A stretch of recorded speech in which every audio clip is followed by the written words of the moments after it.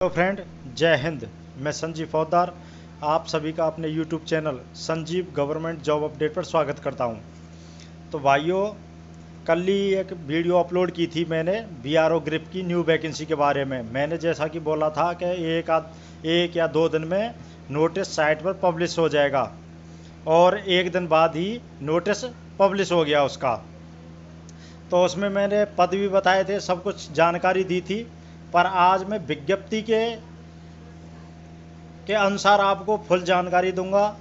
उस पद के लिए कितने कुल टोटल पद हैं, क्या क्या योग्यता मांगी गई है, कितनी एज मांगी गई है, कौन कौन से पद पर आप अप्लाई कर सकते हैं, और लास्ट डेट कितनी रहने वाली है, इन सभी के बारे में हम चर्चा करेंगे। तो वीडियो स्टार्ट करते हैं भाई।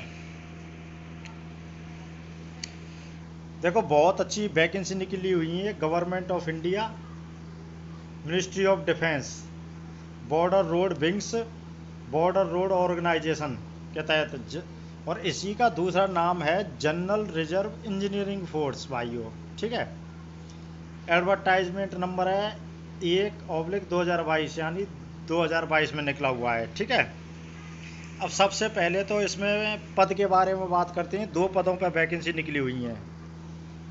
एक पद तो है मल्टी स्किल वर्कर मैसन का, जिसमें कुल टोटल वैकेंसी 147 वैकेंसी हैं। ठीक है भाइयों। और दूसरा पद है नर्सिंग असिस्टेंट का। दूसरा पद किसका है? नर्सिंग असिस्टेंट का। और इसमें कुल टोटल वैकेंसी है 155 वैकेंसी हैं भाइयों। ठीक है। तो ये कुल टोटल वैकेंसी कितनी हुई? 3 से 2 वैकेंसी हुई। तो ये दो पोस्टों के लिए फॉर्म अप्लाई करवाया है बोर्ड द्वारा, जिसमें कुल टोटल पद 3 से 2 हैं।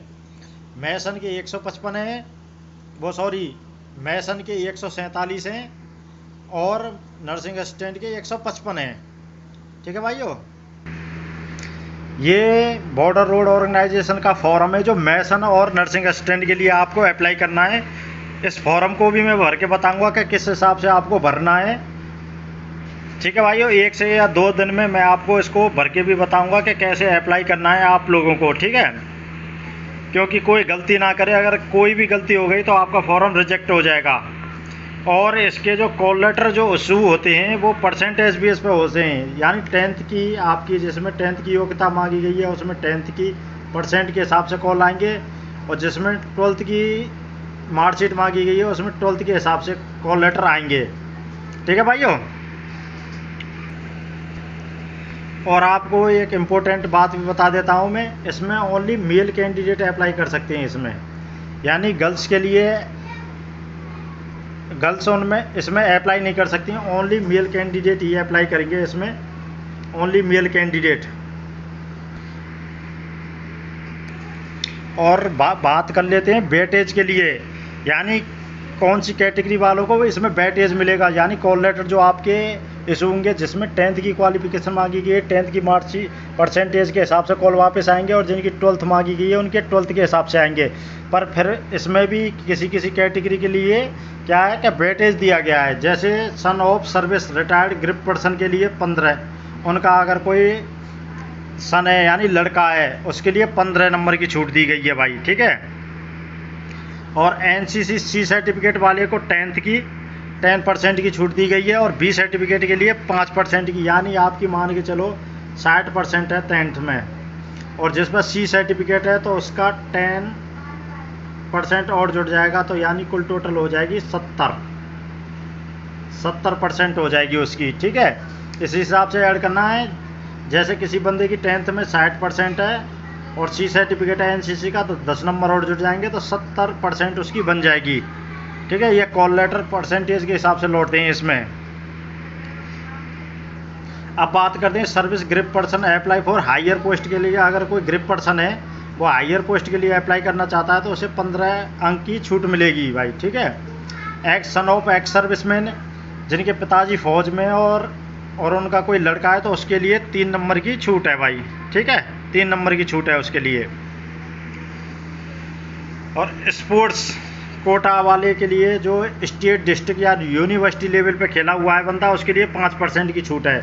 कैजुअल पेड लेबर यानी CPL, जो प्राइवेट तौर पर ग्रिप में काम करते हैं उनके लिए 10% की छूट दी गई है, 10 नंबर मिलेंगे उनको, ठीक है।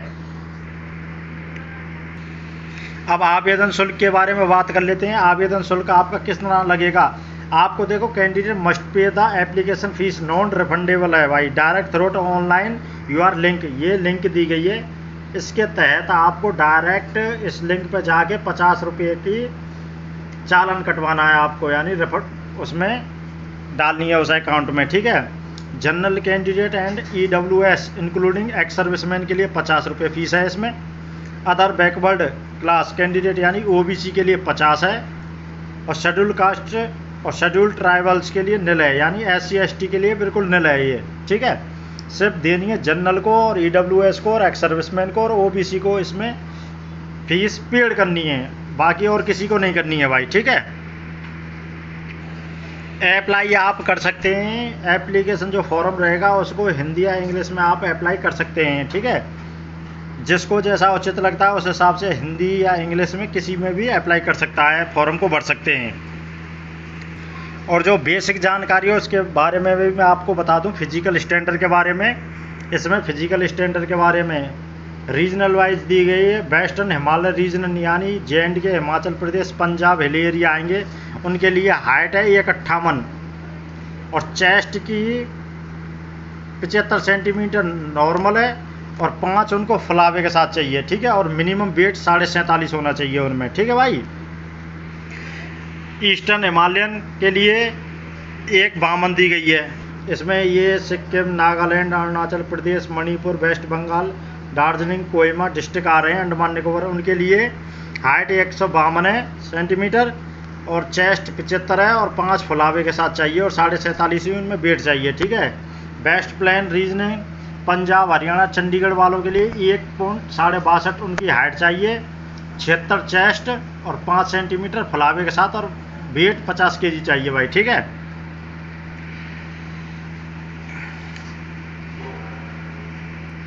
ईस्टर्नर के लिए ईस्टर्न यूपी, बिहार, वेस्ट बंगाल, उड़ीसा, झारखंड के लिए 157 हाइट है, 75 सेंटीमीटर चेस्ट और 5 फुलावे के साथ 50 kg वेट होना चाहिए। सेंट्रल के लिए मध्य प्रदेश, गुजरात, महाराष्ट्र, दादर नगर हवेली, दमन और दीपू, छत्तीसगढ़ के लिए 157 हाइट है, 75 सेंटीमीटर नॉर्मल और 5 फुलावे के साथ 50 kg वेट होना चाहिए उसमें।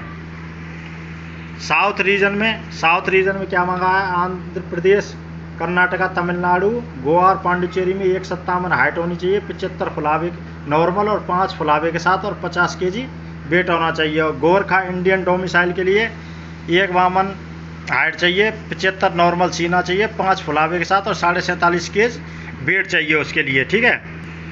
और relaxation son of service x grip person के लिए, उनके लिए हाइट में जिनके पिताजी ग्रिप में लगे हुए हैं उनके लिए 2 सेंटीमीटर की हाइट में कंसेक्शन है, 1 सेंटीमीटर चेस्ट में और वेट में 2 kg रिलैक्सेशन है उनके लिए, ठीक है भाई।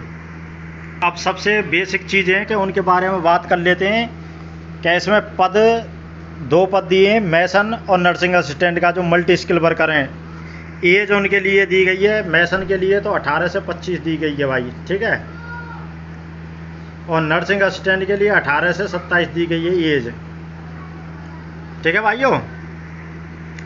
और इसकी जो अंतिम तिथि है, और हाँ, क्वालिफिकेशन मैसन के लिए मैं आपको बता दूं, मैसन के लिए 10th पास प्लस बिल्डिंग कंस्ट्रक्शन और ब्रिक्स मैसन का ITI के सर्टिफिकेट चाहिए, यानी किसका, बिल्डिंग कंस्ट्रक्शन का और ब्रिक्स मैसन का ITI सर्टिफिकेट चाहिए भाई 10th पास के साथ साथ, ठीक है।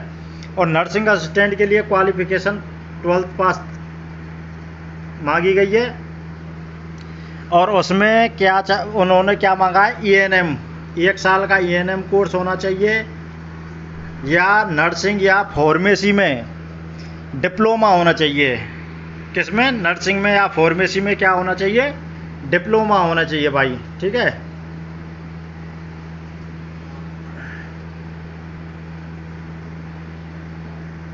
डिप्लोमा चाहिए, ENM 1 साल की होनी चाहिए या फार्मेसी में डिप्लोमा होना चाहिए भाई, ठीक है।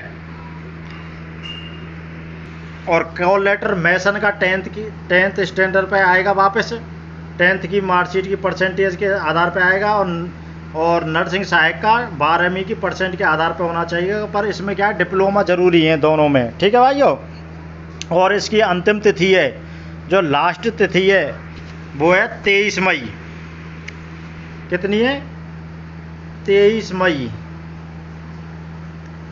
23 मई लास्ट तिथि है 2022।